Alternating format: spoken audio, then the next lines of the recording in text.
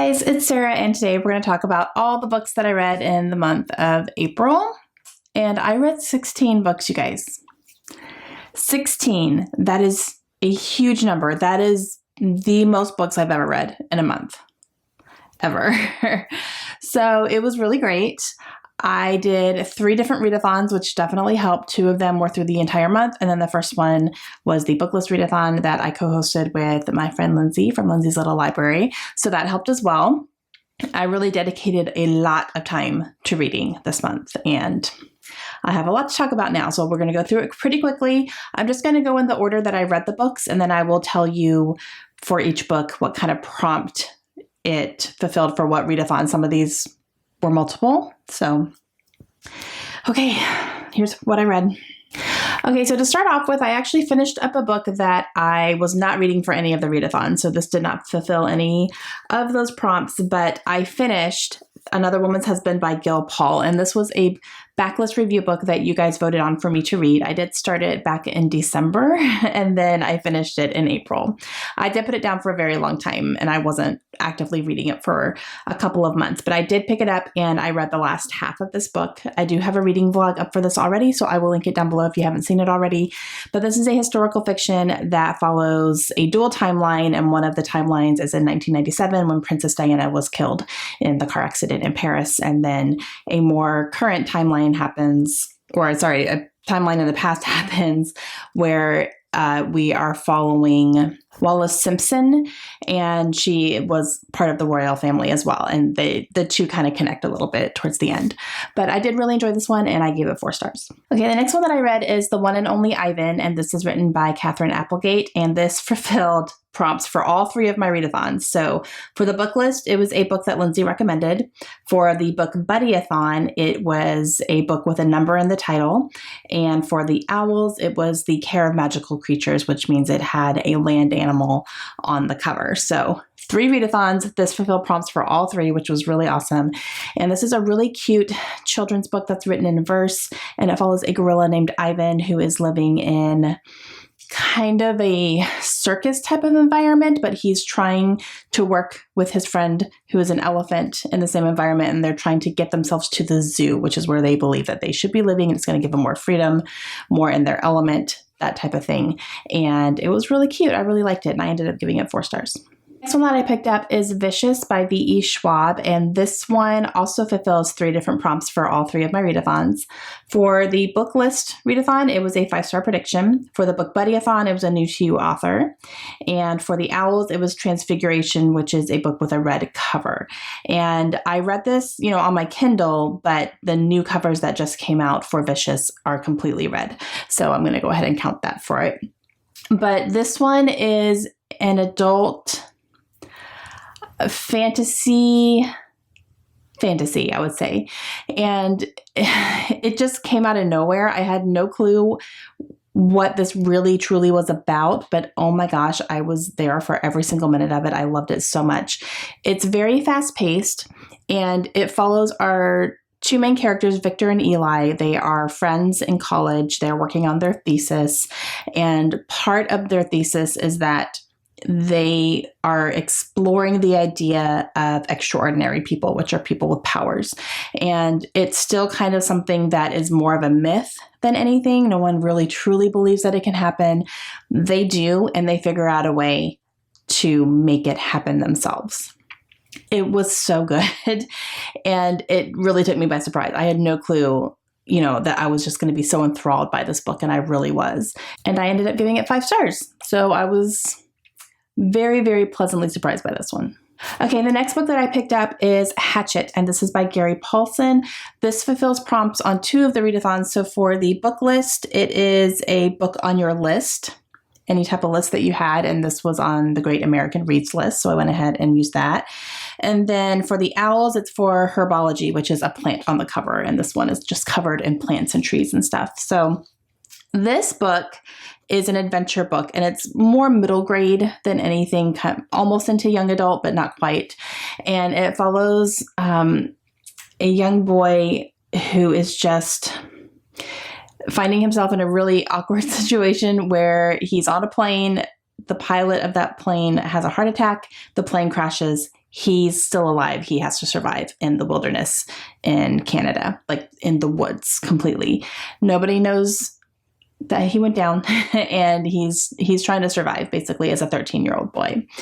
And it was terrifying. Actually, I can't imagine being in that type of situation, and just the things that he was realizing and the things that he was coming up with. He was being very creative with, where he's finding food and how he's finding food.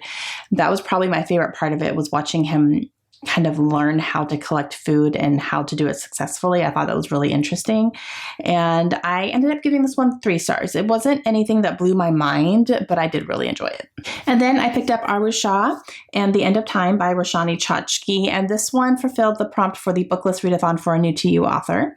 And I had not read anything by this author yet, but I picked this one up, and this was actually also part of my class reading assignments for my children's class that I just finished.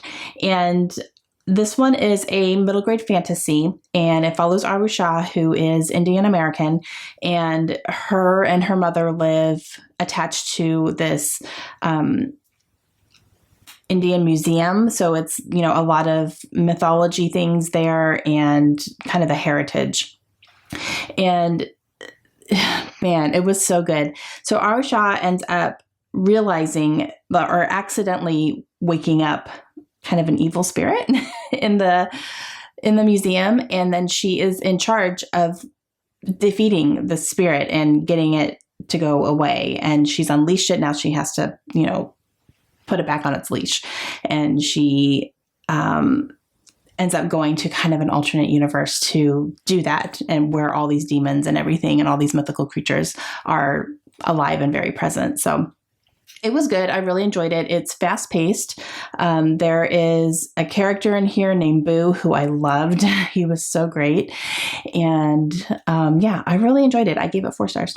And then I picked up The Lost Track of Time. This is by Paige Britt, and this is another middle grade book that I read for my class. And for the readathons, for Booklist, I used it for a book that starts with a letter L. And then for the Book Buddyathon, a book with orange on the cover, because this does have kind of orangey tones on it. And this one follows a young girl who is very, very overscheduled, or every minute of her day is planned out by her mother. And I mean, she has 0 free time to do anything that she really wants to do, which is write. She wants to be a writer.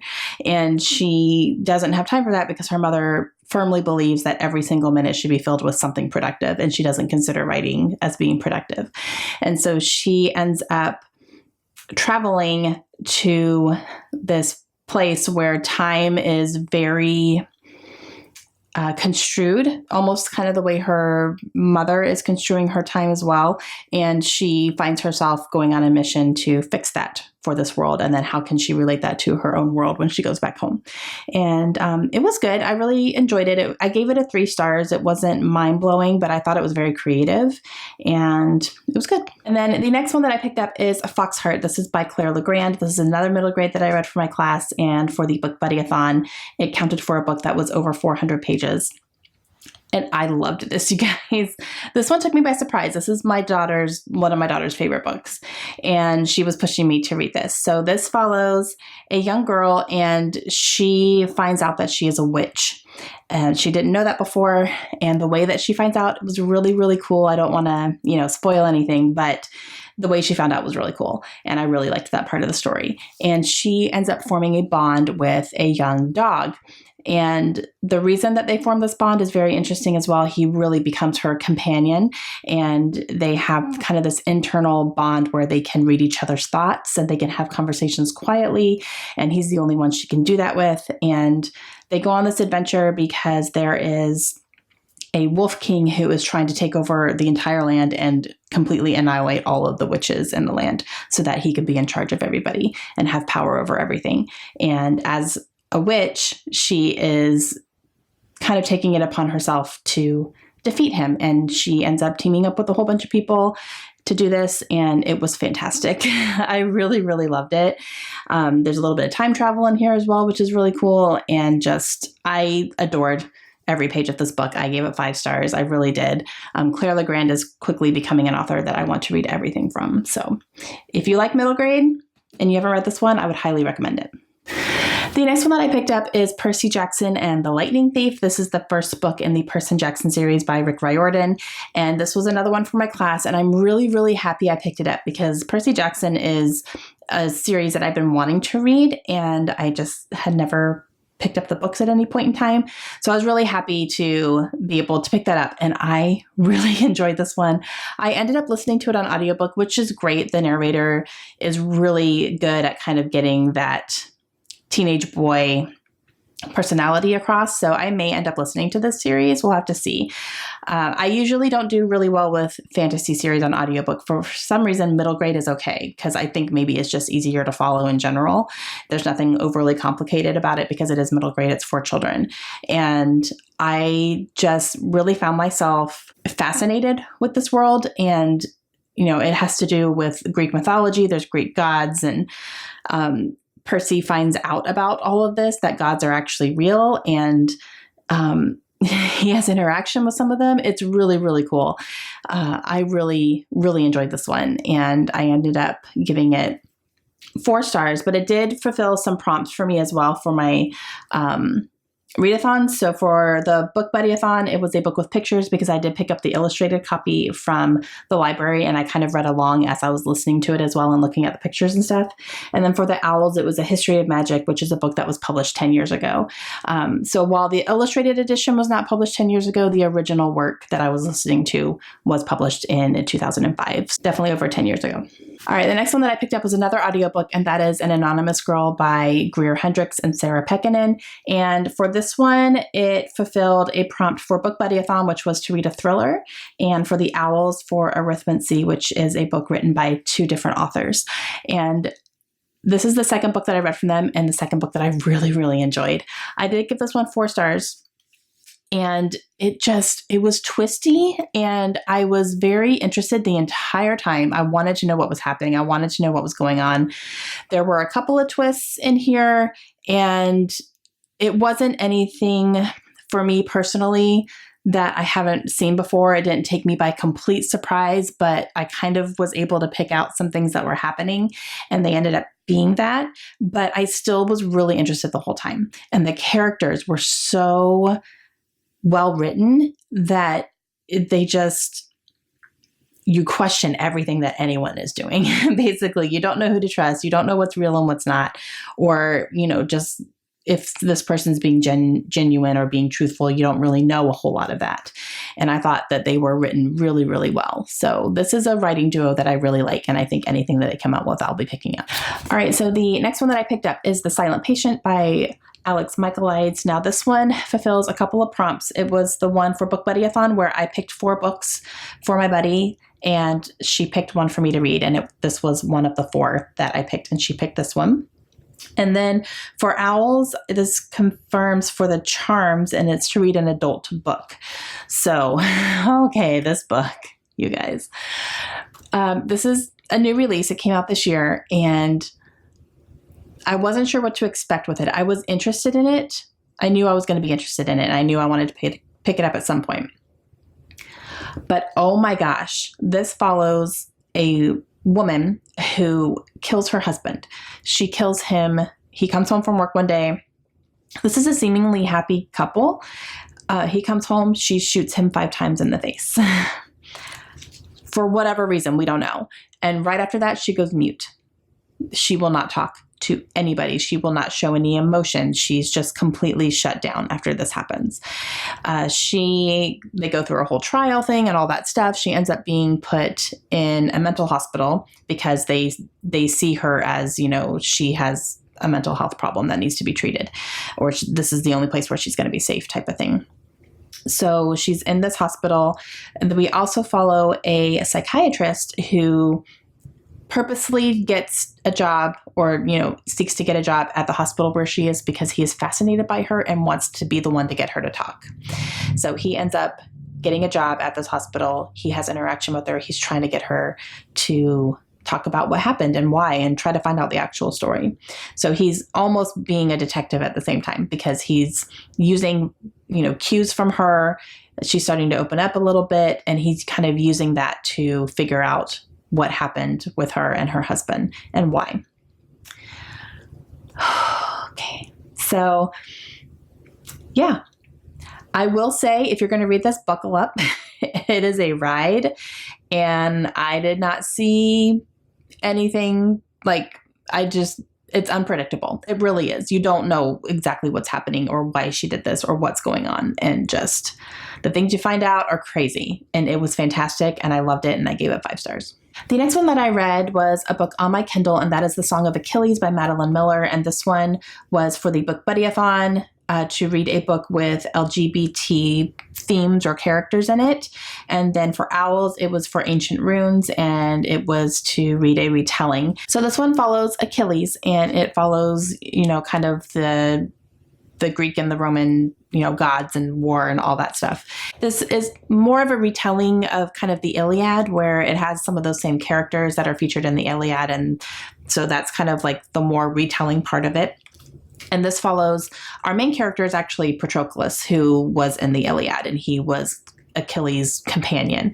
And then Achilles is our second main character, but you're getting the perspective from Patroclus. So it's first person from him, but Achilles is his person. And it's a male-male romance as well. Patroclus and Achilles are in a loving physical relationship with each other. And I did not expect to love this book as much as I did. I loved it. I thought it was fantastic. It was action-packed. I loved Achilles. He was just, he's definitely the strong warrior, but he also has a vulnerable side, and you really see that the way he is with Patroclus. Like, he's really truly himself with him only. To other people, he has to be this strong, show no weakness type of thing. But with Patroclus, he's himself. And you see those vulnerabilities, and you see him being scared, and just, it was so good. And it follows the timeline of, the Greek and the Roman War, where they have the Trojan horse and do all that stuff. You see Achilles and his armies go and, invade and set up shop, and they're there for like 10 or 15 years.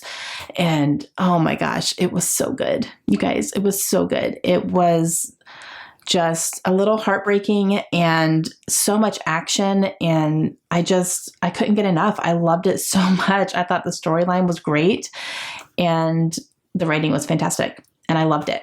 And I want more from Madeline Miller now, for sure.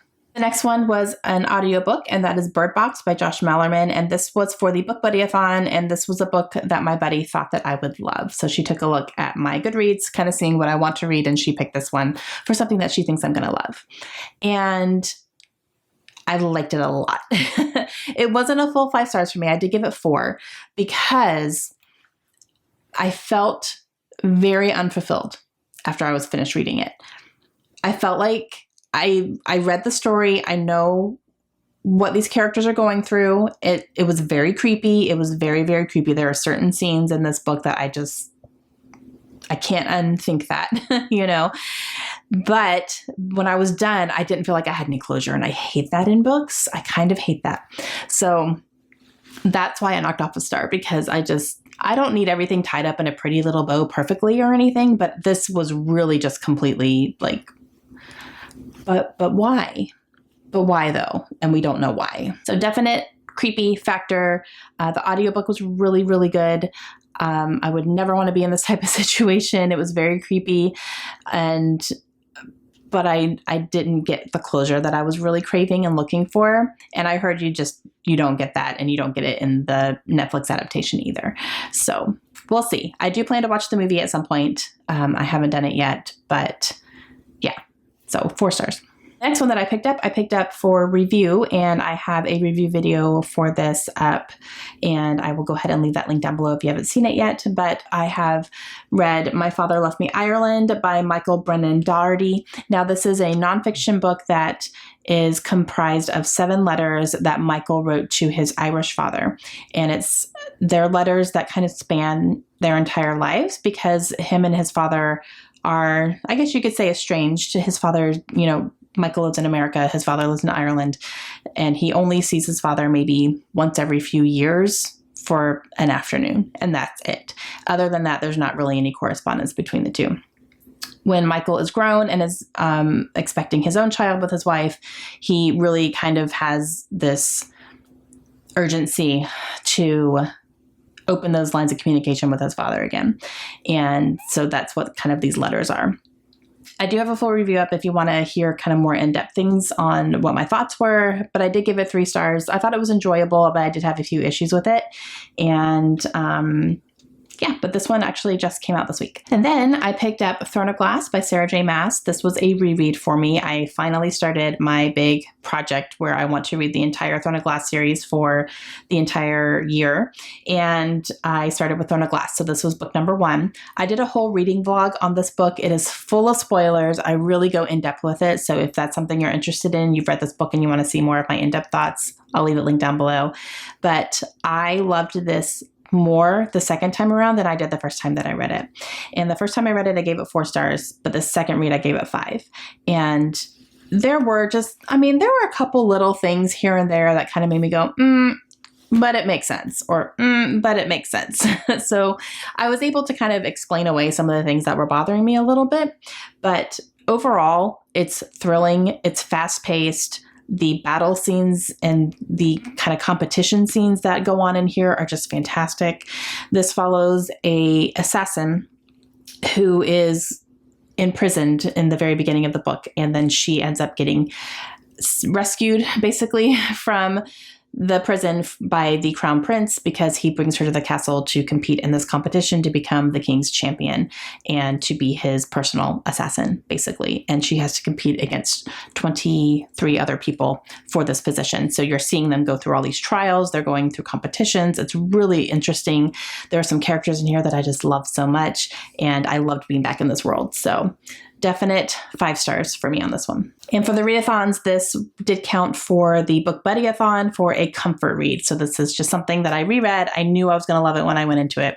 So it was definitely a comfort read for me. Then I just finished The Home for Unwanted Girls by Joanna Goodman. And this one was for the Book Buddy-a-thon, and this was to buddy read a book with your buddy. So I read this with Krista from Books and Jams, who was my buddy for the entire Book Buddy-a-thon. And I also, Lindsay read along this with us as well. Lindsay from Lindsay's Little Library. She read this with us. So we did kind of a little group buddy read of this one.